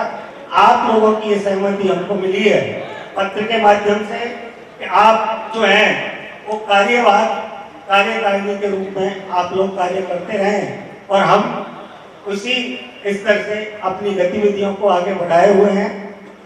आपका जब तक आदेश मिलेगा वैसे नए निर्वाचन के लिए वोटर लिस्टें बनाने का काम शाखा जी का हम लोगों ने शुरू कर दिया है और आगे की व्यवस्थाएं जैसे भी कोरोना के माध्यम से और आप लोगों के निर्देश के माध्यम से और साथ में महासभा का जो विधान है उनके नियमों को ध्यान में रखते हुए आगे की समस्त गतिविधियां की जाएंगी, ऐसा हम लोगों का मानना है। नियम विरुद्ध किसी तरह की कोई बात हमारे मन में कभी न है न रहेगी। बहुत बहुत धन्यवाद सुरेश जी, बहुत बहुत धन्यवाद। भाई मगन जी अलवर से अपनी कुछ बात शाखा की कहना चाह रहे हैं। अच्छा हेमंत जी आप। इस कड़ी में जो गंगापुर में कार्य किए थे अखिल भारतीय पल्लीवाल महासभा शाखा गंगापुर सिटी ने, उसमें क्या है कोरोना काल में जो निरीह पशु होते हैं, गाय होते हैं, कुत्ते होते हैं, उनके लिए लगातार 6 महीने तक हमने अलग अलग स्थान बना लिए थे, वहाँ पे भी उनका भोजन उपलब्ध कराया था। और नीट की जो एग्जाम हुई थी उसमें भी बाहर से आने वाले बच्चे जैसे अलवर से, रामगढ़ से, जोध के बरवाड़ा से, सवाई माधोपुर से जो आए थे, उन बच्चों का 2 दिन तक निःशुल्क भोजन और उनके सोने की सभी तरह की व्यवस्था उनके सेंटर तक पर भी भोजन पहुंचाया था, वो महासभा के माध्यम शाखा गंगापुर सिटी के द्वारा ही किया गया था। बस, जय जिनेंद्र, धन्यवाद। मगन जी साहब, आज हमारी यहाँ कार्यकारिणी की जो मीटिंग हो रही है, चूंकि अलवर शाखा ने भी आज ही के दिन कार्यकारिणी मीटिंग का आयोजन अलवर में रखा हुआ था। दोनों मीटिंगों का एक ही दिन सूचना प्रसारित हो गई थी, इसलिए वो भी मीटिंग अलवर में हुई थी। और जो अलवर शाखा है उसके द्वारा जो पूरे 2 वर्षों में कार्य किए गए हैं, मैं उनसे आपको अवगत करा रहा हूं। और अलवर शाखा ने करीब 60 लाख रुपए की लागत से 7 बड़े AC hall attach land bath का निर्माण किया है ऊपर की मंजिल में। पिछली बार जो भवन आपने देखा था उसके अलावा ऊपर की मंजिल में 7 बड़े हॉलों का निर्माण हुआ है, कंप्लीट हो चुके हैं। कोविड काल में भी किटों का वितरण भी किया गया है और हमारे जो केंद्रीय कार्यकारिणी में उप विभाग संयोजक हैं उनके द्वारा भी कोरोना काल में करीब 500 किटों का वितरण यहाँ किया गया है। चंचल जी जैन यहाँ बैठे हुए हैं, उनका एक जैन संस्कृति रक्षा मंच चलता है, उसके माध्यम से पूरे अलवर डिस्ट्रिक्ट में 500 किटों का वितरण उस शाखा के द्वारा किया गया और चंचल जी जैन के द्वारा किया गया। और जो आज अलवर में केंद्रीय कार्य शाखा की मीटिंग जो चल रही है उसका मुझे अभी मैसेज मिला है कि निर्विरोध तीनों चुनाव रिपीट कर दिए गए हैं। वीके जैन साहब अध्यक्ष हैं, नरेंद्र जी जैन मंत्री हैं और रूपेश जी जैन कोषाध्यक्ष हैं। 2 साल के लिए उनको रिपीट कर दिया गया है। ये बड़ा हर्ष का विषय है कि निर्विरोध हमारा चुनाव संपन्न हो गया है, इसलिए आज वो यहाँ नहीं आ पाए थे। ये सूचना मैंने आपको उनके भी आप पे आपको दी। बहुत बहुत धन्यवाद। श्रेष्ठ मंच के सानिध्य में मैं बहुत आह्लादित हूँ और आदेशित भी हूँ अपने बुजुर्गों से। आह्लादित इस बात का हूँ कि जो अब तक व्यवस्था मीटिंग की चली, जो भी आपने प्रतिक्रिया दी, जो भी मुद्दे उठे, उसका कुछ न कुछ सार्थक परिणाम निकला है आज। इसके लिए आप सबको बहुत बहुत धन्यवाद। पिछले वर्ष यहाँ पंच कल्याण चल रहा था, 400 साल पुराना एक मंदिर था जो जीर्ण अवस्था में था, उसकी वेदी प्रतिष्ठा कराई थी। जितना हम 120 परिवार हैं, 26 गांवों में गुजरे हुए हैं और आखिरी दिन पंच कल्याण के दिन लॉकडाउन लग गया, लेकिन उस दिन से हमारा भाग्य खुल गया। हमने सोचा कि घर का आराम से सोएंगे, 6 महीने तक तो कुछ कहने वाला नहीं है, चाहे कोई नहीं। लेकिन स्थिति ये थी कि भगवान आदिनाथ का डंडा चला, बोले कि मुझे अधूरा मत छोड़ो। उस दिन से काम फिर स्टार्ट हो गया। माननीय जितेंद्र जी बैठे हैं, सुनील जी हैं, इनका दबाव, इनका डंडा हमारे ऊपर चला के ऐसा मत करो, काम शुरू करो। फिर हम स्टार्ट हो गए और अब हर महीने कोई ना कोई योजना बन जाती है और शहर से स्वीकार हो जाती है। यहाँ आप जिस प्रांगण में बैठे हैं उसी के सामने उस रोड के उस पार आगरा से भरतपुर तक हमारे पास कोई भी संत निवास नहीं है। समस्या ये आती है जब हमारे साधु महाराज आते हैं तो उन्हें रुकने के लिए घरों को तलाशना या स्कूल को तलाशना पड़ता है। प्रयास ये कर रहे हैं कि उसको थोड़ी सी जमीन हमें मिल जाए और उसमें हम संत निवास जल्दी बनाने का प्रयास करेंगे। इसके लिए आपका सहयोग, आपका प्यार, केंद्र का भी हम सहयोग और इसलिए चाहते हैं कि समाज की मदद हो जाए। ऐसी योजनाएं हमारी होली मिलन कार्यक्रम हम करते रहते हैं। क्षमामाई पर्व इस विषम परिस्थिति में भी हमने एक छोटे से गांव में कठवारी जो गांव है वहाँ पे ठीक ढंग से किया था, माननीय मंत्री जी उपस्थित थे। ऐसी योजनाएं और समय समय पर जहाँ भी हमें लगता है कि हमारा कुछ स्थान हो समाज में, क्योंकि हम बदनाम में तो हमने एक लेवल लगा हुआ है कि हम ग्रामीण क्षेत्र के, लेकिन ऐसा नहीं है। आपका प्यार मिलता रहे तो निश्चित है कि हमारी ये छोटी सी शाखा 26 गांवों में कहीं तो एक दो परिवार है, उनको जोड़ना है, उनको एक रूप में लाना है। समाज की मुख्य धारा में हम लाते हैं, उन्हें कार्यक्रम में जोड़ते नहीं, आ नहीं पाते हैं। 24-24 किलोमीटर दूर के गांव है, संपर्क में भी हमारी स्थिति खराब हो जाती है। कोई मैसेज भेजना है, अब तो संसाधन है लेकिन व्यक्तिगत मैसेज भी नहीं जा पाते हैं। लेकिन आपका प्यार, मंच का सानिध्य, आगरा वालों का बहुत बड़ा सहयोग रहता है हमारे साथ, उन सब के लिए धन्यवाद। अब मैं आदेश दूँ अपने बुजुर्गों से, वो ये चाहते कि इस मंच से जो ग्रामीण क्षेत्र में 75 के बाद ऐसा मंच लगाए या श्रेष्ठ जन बैठे उनसे रूबरू हो। मैं इस शाखा के सदस्य महोदय या जिनके नाम लोगों को तुरंत समय का अभाव है यहाँ आ जाए और रूबरू का मतलब वो चाहते हैं कि हम अपनी ओर से हमारे मंच का स्वागत करें। माननीय कि हमारा कुछ नहीं है, हमें जरूर मिलवाओ तो मैंने कि मिलेंगे आप।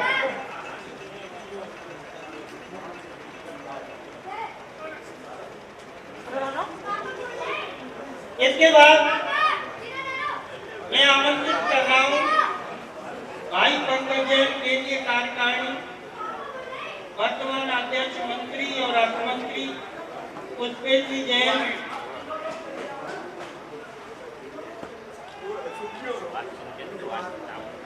महामंत्री जी का विनोद जी, भूतपूर्व अध्यक्ष जी संजीव जी जैन, पूर्व कार्यकारिणी अध्यक्ष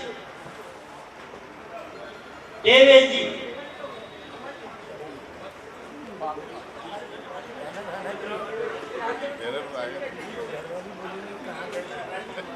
महामंत्री जी का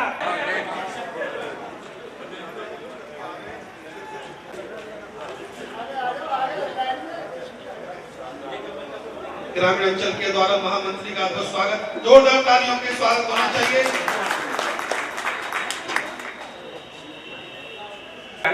ग्रामीण अंचल के सभी लोग आए जो है, इसमें काफी आप लोगों का योगदान है मीटिंग को सफल बनाने में। निर्मल जी आप भी आ जाओ, हाथ लगाने में क्या जाते आप।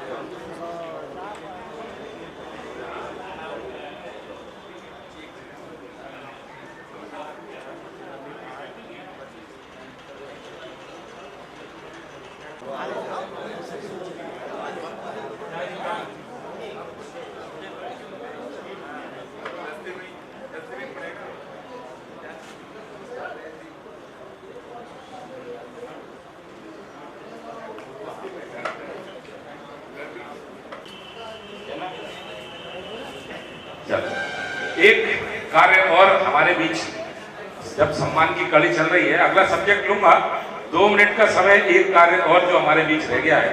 भाई कमलेश जी मई वाले बहुत समय लेट आए, कृपया उनका भी एक बार स्वागत कर दें। अध्यक्ष महोदय,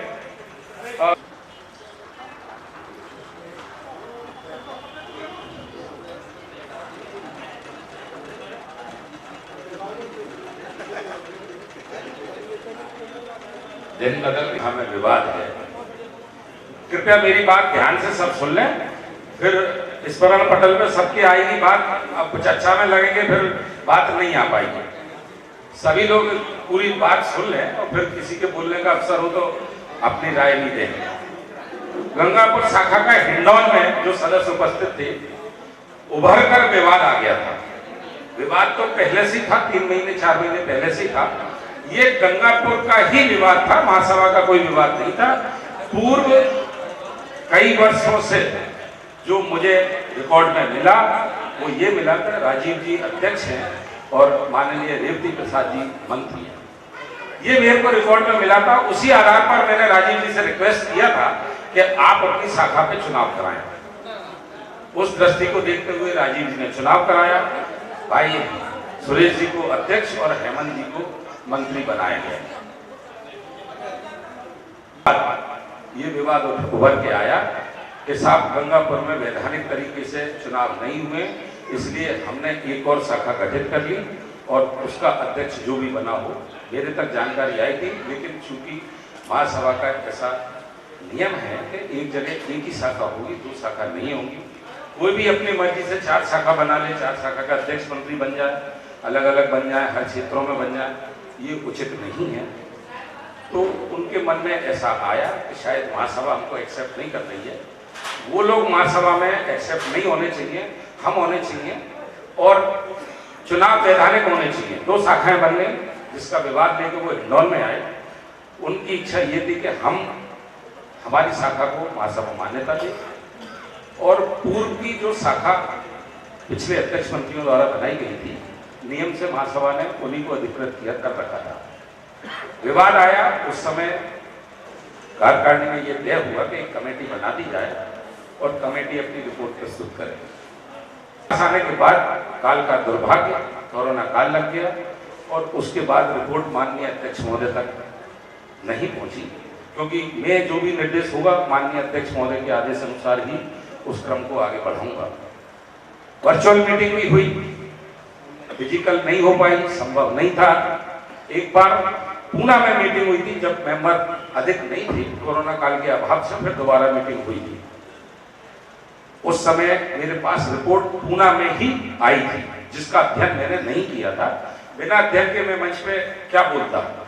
तो पूना में रिपोर्ट आई, उसके बाद मार्च में कोरोना लग गया और कोरोना में मैं माननीय अध्यक्ष महोदय को गंगापुर की रिपोर्ट नहीं दी। कई बार वर्चुअल मीटिंग पे पत्र के माध्यम से समय समय पर ये बात कही गई कि आप गंगापुर की रिपोर्ट पढ़ें।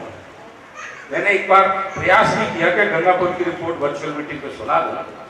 माननीय पारस जी, जयपुर के जो कार्यकारिणी सदस्य, उन्होंने ये आरोप लगाया कि जब आपने अध्यक्ष महोदय को रिपोर्ट ही नहीं दी और आपने बदल दी तो इसका क्या भरोसा। तो उस आरोप को मैंने ध्यान में रखते हुए माननीय अध्यक्ष महोदय को रिपोर्ट दी नहीं। मैंने कहा मैं भी सदन में ही दूंगा और उन तीनों के सामने दूंगा जिनके साइन है, क्योंकि कल को फिर आप कह दोगे कि आपने बदल दी। यहाँ हों, उन सबको ध्यान में रखते हुए आप नवीन चुनाव की तैयारी करें। ये पूरी गंगापुर की रिपोर्ट मैंने आपके सामने प्रस्तुत करी है। भाई सुरेश जी से मेरी फोन पे भी चर्चा हुई थी। भाई राकेश पल्लीवाल जो वर्तमान में वहाँ कार्यकारिणी सदस्य, उनसे भी फोन पे चर्चा हुई थी कि मैंने क्यों पत्र डाले, 2 महीने हो गए हैं, आप शीघ्र गंगापुर में। पिछले महीने तो इन्होंने कोई परेशानी बताई थी या क्या कार्यक्रम था, कुछ ऐसा बताया था। बोले भाई साहब 1 महीने बाद हम आगे गंगापुर का चुनाव संपन्न करा देंगे। तो अभी सुरेश जी बोल के भी गए, कि आगामी महासभा का जैसा निर्देश होगा हम चुनाव कराने के लिए तैयार हैं, हमें कोई आपत्ति नहीं। तो जब चुनाव सहज स्थिति से हो और यदि सदन ये निर्देश करे कि वहां से कोई यहाँ से कोई जाना चाहिए या नहीं, पहले तो वो हेल्प मांगे यदि उन्हें दिक्कत है तो, और अगर दिक्कत नहीं है तो पूरी समाज एकजुट है, एकजुट हो